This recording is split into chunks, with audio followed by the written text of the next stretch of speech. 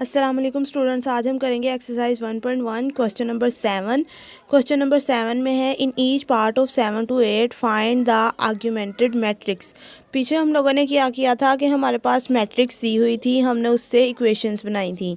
लेकिन अब यहाँ पे ये है कि इक्वेशंस दी हैं, यहाँ से हमने बनानी है मैट्रिक्स। यहाँ पे हम सबसे पहले देखेंगे कि हमारे पास अननोन वेरिएबल्स कितने हैं। अननोन जो हैं वो फर्स्ट इक्वेशन देखें, ए पार्ट में x1 ही है, x1 ही है हमारे पास अननोन वेरिएबल। तो इसका मतलब ये हुआ कि हमारे पास जो एक कॉलम बनेगा वो एक कॉलम इक्वल की इधर वाली साइड का बनेगा b की वैल्यूज़ का, और एक x1 के हमारे पास जो वैल्यूज़ हैं, जो कोफिशेंट्स हैं, उनका बनेगा। यानी x1, ये देखें x1 है हमारे पास, यहाँ पे था -2 3 एंड 9, -2 3 एंड 9 ये कॉलम बन गया। इक्वल के इधर वाली साइड की वैल्यू भी हम लोग लिखते थे, उसको हम b से डिनोट करते थे। b1 हमारे पास 6 है, b2 हमारे पास 8 है और b3 हमारे पास है -3। इसी तरीके से यहाँ पे सी पार्ट देखें, सी पार्ट में हमारे पास दिया हुआ है 2x2 -3x4 + x5। सबसे पहला आपने काम ये करना है, आपने देखना है अननोन वेरिएबल्स कहाँ तक जा रहे हैं। यहाँ पे मैंने पहली में देखा x5 लार्जेस्ट था, इसके बाद x3 है, यहाँ पे x5 है, यानी x5 तक जाएगी।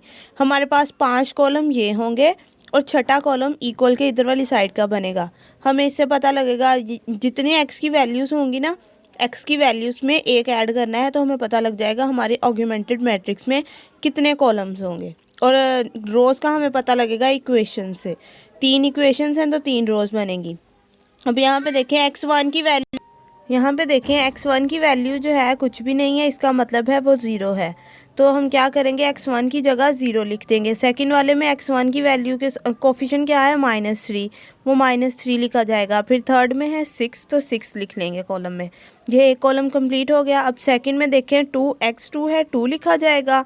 -1x2 है, -1 लिखा जाएगा, क्योंकि हम जो सिंपल इक्वेशंस पढ़ते हैं उनमें हम पढ़ते हैं a11 x1 + a12 x2, हम ऐसे पढ़ते हैं, सब में प्लस का साइन होता है। लेकिन यहाँ पे माइनस दिया गया है तो ये माइनस हमारे पास इसके कोफिशिएंट में चला जाएगा, इधर आ जाएगा साथ इसके, ठीक है।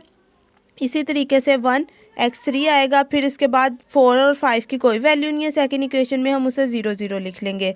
6 2 -1 2 -3 इक्वल के इधर वाली साइड की वैल्यू हम लोगों ने वैसे ही लिख ली। ये हमारे पास क्वेश्चन नंबर 7 का सी पार्ट हो गया। बी भी ऐसे ही है जो आप लोग खुद करेंगे। इसी तरीके से देखें क्वेश्चन नंबर 8 है। क्वेश्चन नंबर 8 में भी हमें इक्वेशन दी गई है, हमने उससे आर्ग्यूमेंटेड मैट्रिक्स बनानी है।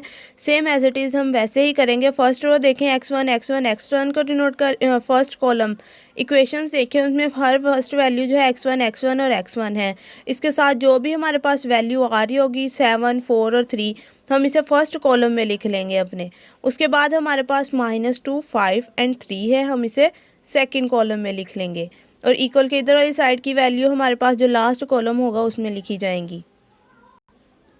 इसके बाद इसका बी पार्ट देखें, x1 के साथ जो वैल्यूज़ हैं वो फर्स्ट कॉलम में, x2 के साथ जो वैल्यूज़ हैं वो सेकंड में।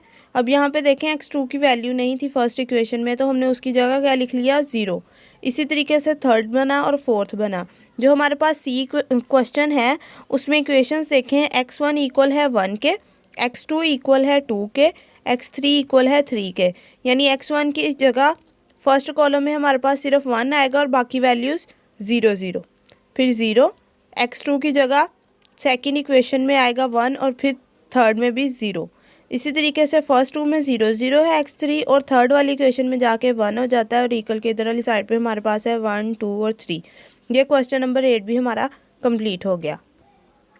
अब हम करेंगे क्वेश्चन नंबर 9। क्वेश्चन नंबर 9 की स्टेटमेंट पढ़ें। In each part determine whether the given 3 topple is a solution of the linear system. सबसे पहले हम देखेंगे कि हमारे पास दिया क्या क्या गया है। जब हमने थ्योरी पढ़ी थी तो हमने उसमें पढ़ा था, ये हम लोगों ने कल डिस्कस किया था कि फर्स्ट को फर्स्ट में लिख लेना है, सेकंड वाली वैल्यू x2 के साथ जो वैल्यूज़ आएंगी उन्हें सेकंड कॉलम में लिख लेना है।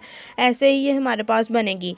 अब हम अगर लेट करें कि x1 की जो वैल्यू इधर से आ रही है वो हमारे पास s1 है, x2 की जगह जो आंसर आ रहा है वो s है, x3 की जगह s3 है और xn की जगह sn है। कोई भी वैल्यू निकलती है, यानी सोल्यूशन जो हमारे पास आ रहे हैं वो ये आ रहे हैं।